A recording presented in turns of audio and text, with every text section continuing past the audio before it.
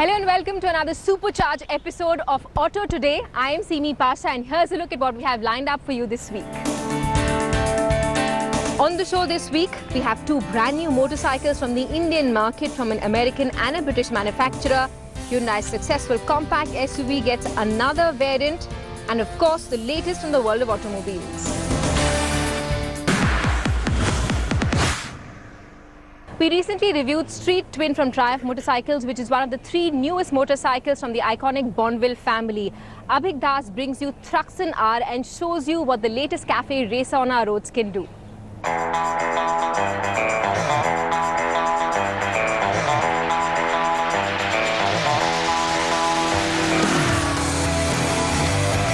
If there's one name that personifies classic British motorcycling, it has to be the Bonneville moniker.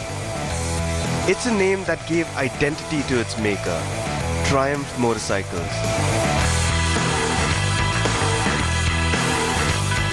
The Thruxton debuted in an era when cafe races were a budding concept, and when racing was an evening's pastime.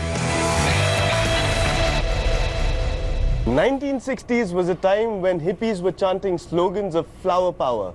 It was also a time when a new breed of motorcyclists was emerging.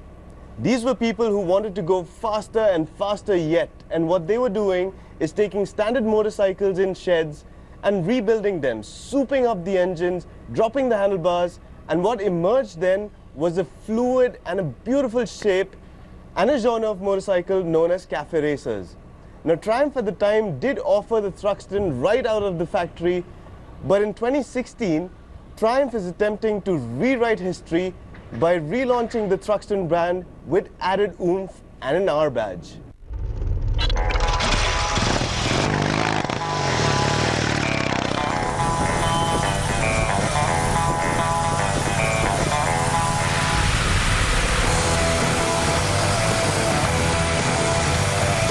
This new Thruxton R comes as a successor to the old Thruxton 900 from the mid-2000s. But barring the name, everything on the motorcycle has changed.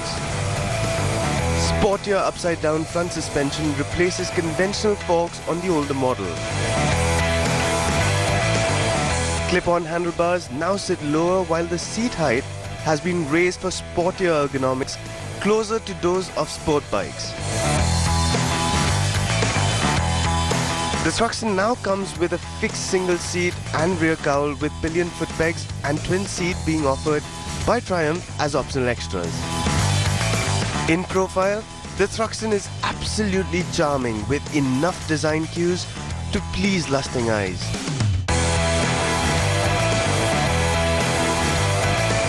The gorgeous design also features brilliant attention to detail, like the buckle tank strap and polished handlebar triple clamp that further make the Thruxton all the more desirable. Even the numbers beside its name has gone up to 1200 as a brand new high-power 8-valve parallel twin engine packs the firepower that the previous model lacked. Now the engine on this new bike is a 1200cc unit, but what's more important is Triumph claiming about 68% increase in torque and about 40-odd% increase in power. Now that's all numbers, and compared to the previous generation bike, which was a little easy handler, little easy-going, laid-back motorcycle, this one is a scorcher.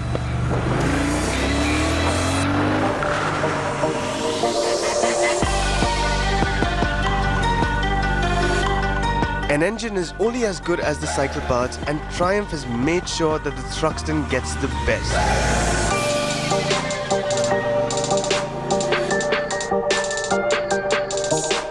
Fully adjustable front suspension from Showa complement the twin Olin adjustable rear suspension, making for a plush ride quality. With Show the Thruxton a corner and the suspension displays confidence and poise to negotiate the tightest of turns with complete composure. Now also about the ergonomics, the previous Thruxton wasn't as nice to sit on. In fact, I remember riding the older Thruxton where my thigh was almost towards the head of the engine.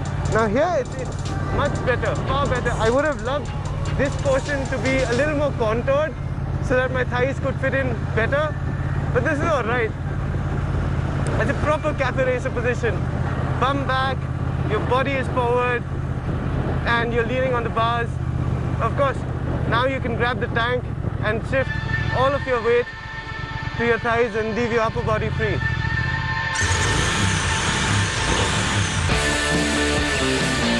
The Thruxton now boasts of a full array of electronics that include 3 riding modes, traction control and ABS.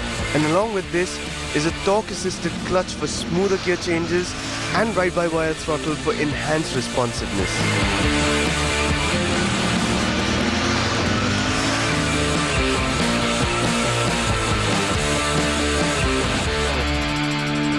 Now I've just come back riding the new Thruxton R for the whole day, and I have to say I'm so impressed with this motorcycle. Now compared to the previous motorcycle, this one packs a lot more power, a lot more torque, is definitely better looking, and of course the trick suspension bits from Öhlins. Now what's more important is that the cafe racer is an emerging genre which is steadily gaining more and more popularity across the world. And if you are looking for that one bike to do it all, well, this is definitely a good bet. If I ask you which is Hyundai's most successful SUV, my guess is you're going to get it right. It is the Hyundai Creta, and going by its success, Hyundai has launched a 1.6-litre petrol variant with automatic transmission. Karan tells us how it fares on the roads.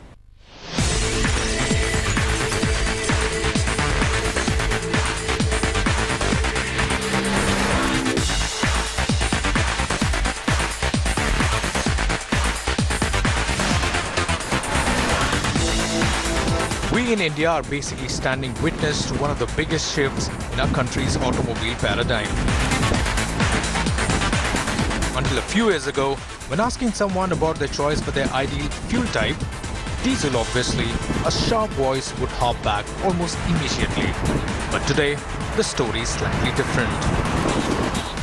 Until about 4 months back, you could have had the Hyundai Creta in either petrol or a diesel, but you could have only had an automatic in its diesel guise. But now, Hyundai seems to have introduced a petrol with an automatic. Why? Be it the NGT downpour, maybe the need for extra refinement from the Indian consumers, or maybe even more options for the buyers, whatever it may be. We have it for the day, and we're about to see how it gets along and see how it compares. Let's go.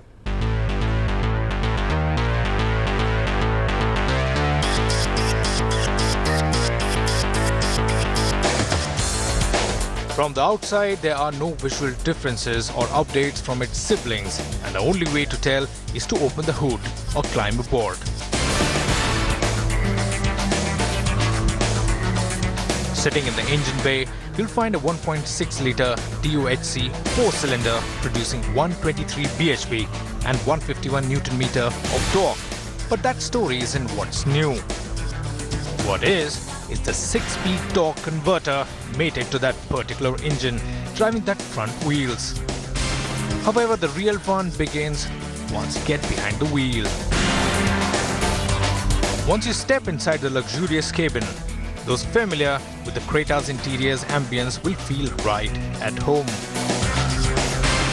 All the gizmos, trimmings and trickeries remain as you would have found in the other variants. Another thing you notice is how quiet and refined the whole experience really is. Now even the diesel variant left nothing short of a pleasing taste in the NVH department, but the petrol takes it up that slight notch. Hyundai for one is all about comfort, and this one, the Hyundai Creta, is no different. It may have bettered all Hyundai models in its stable as well. Coming to the driving bits of it, the steering feels a bit lifeless, but is very light in city traffic, but weighs up well at highway speeds. Second, the gearbox feels a little sluggish, and you have to be a little gentle with the throttle in order to build the speeds progressively. Overall, it's comfortable, it's quiet, it's well decked out, and so far, we've loved every bit, except for a few niggles, of course.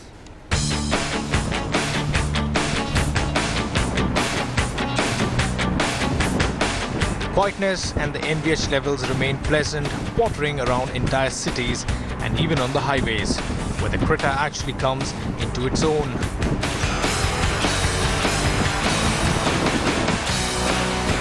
The gearbox feels sluggish in stop-and-go traffic in metropolitan cities, and driving in a spirited manner rewards you with a whole lot of engine whining, but unfortunately, not a whole lot of progress in the process. However, feather the throttle with gradual inputs and you would find that the engine has a whole lot to give, even at top end of the rev spectrum. For an extra bit of fun driving, you are, however, best advised to stick the gearbox into manual mode. So, the Hyundai Creta in all its petrol automatic glory. What is it all about? Well, it's mostly a city dweller, a crossover in a true blue sense, comfortable, refined, and with immense highway capabilities. Only for people who want a bit of spirited driving, it'll probably be let down because of that gearbox. It is a rubber band that's stretchy, it's slouchy, and that's the only thing letting it down. Otherwise, overall, we're mighty impressed, I'd say.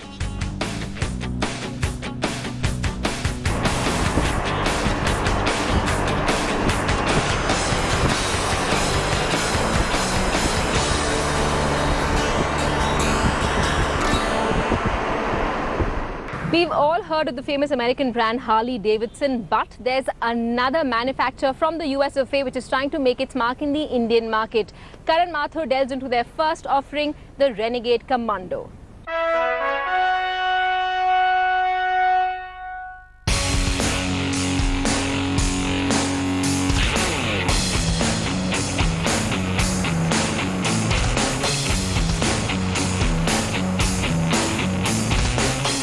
is an American company that has been in the business of making motorcycles since the early 2000s.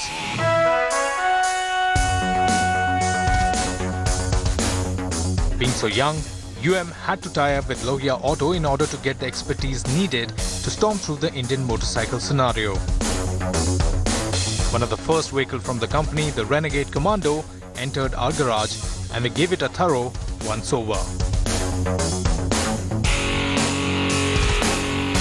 Well, Motorcycles introduced their range of products at the Auto Expo, and people seem to have loved it. They love the cruiser position, they love the laid-back looks, and most of all, they loved what it offered, freedom for the budget-minded. Now we have with us the Renegade Commando. Its closest competitor would be the classic 350, and instead of being a comparison, I want to see what this can do on its own. Don't you? Walking up to the motorcycle, you notice that have styled the two-wheeler in a manner which bears resemblance to the Recon bikes from World War II.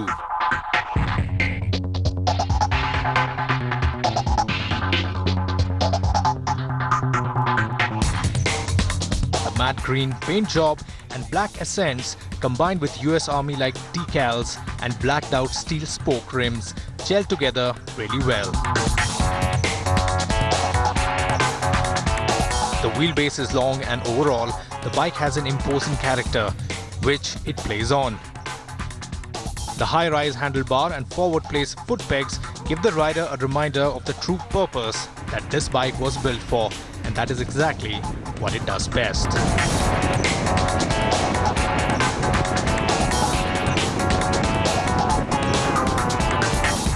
Well, as you approach the Renegade, you love how it imitates the styling of a World War II Recon motorcycle. And then you come a bit closer and you notice that quality is a tad bit shoddy and is most apparent with the rubbers and the plastics. And then you'll hop on. And this position, my God, it is comfortable.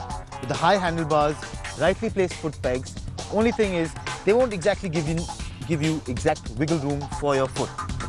But nonetheless, the front end is light and the engine has given us good first impressions, and we wait to take it out onto open roads. Well, what are we waiting for? Let's go then.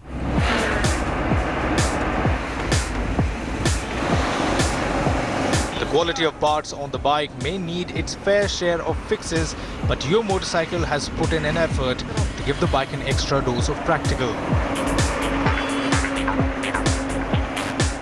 Things like the extra soft seat and the USB charging port do lend their fair share when talking about the bike's highway munching capabilities. The Renegade gets its power from a 280cc 4-stroke single-cylinder unit that delivers a 24.8 bhp and 21.8 Nm of torque. But what's not that appealing is the fact that the engine is carbureted. Nevertheless, the unit is smooth for city pottering and mild highway cruising speeds. After that point, there's just a whole bunch of noise and vibrations without any substantial progress.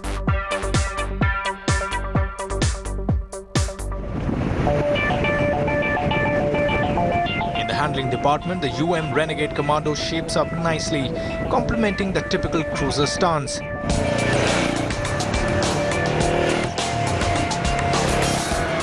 With fat rear rubber, good low-end pulling power, 210mm twin-piston caliper front brakes and comfortable ergonomics, this bike can carry you to far-off grounds with far too much ease.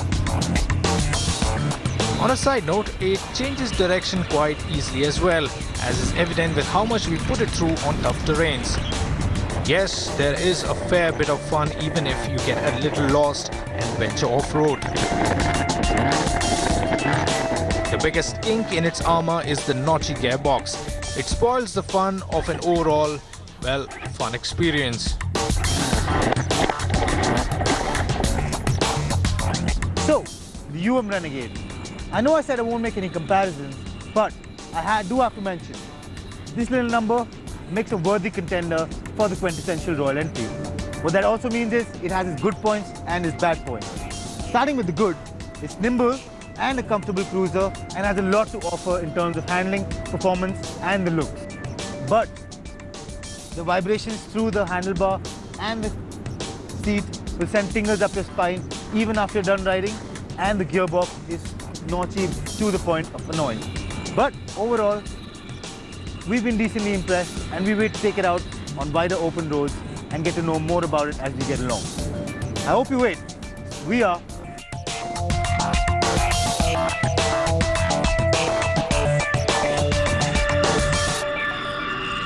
So before we head out onto the open road, here's a quick wrap of all that's making news in the world of auto.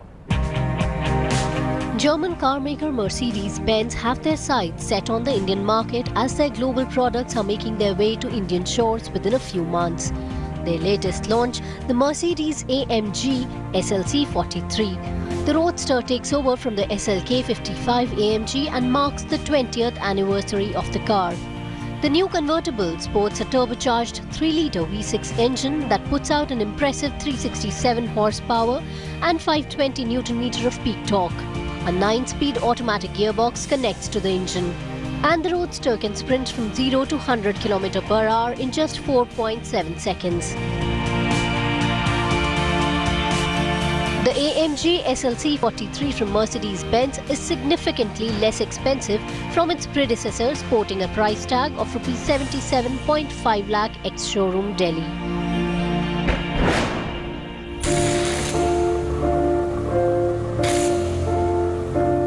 Honda has unveiled the highly anticipated CBR 250RR, first shown at the 2015 Tokyo Motor Show as a lightweight supersport concept.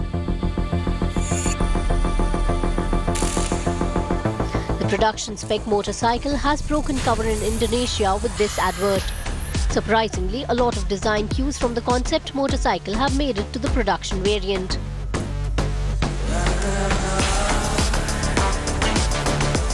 Although Honda remains tight-lipped about the bike's power figures, they've disclosed that the 250RR is powered by a 250cc 4-stroke parallel twin engine.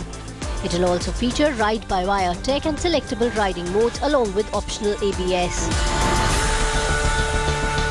That's all we have time for on this episode of Auto Today. News and updates continue right here. Do stay with us.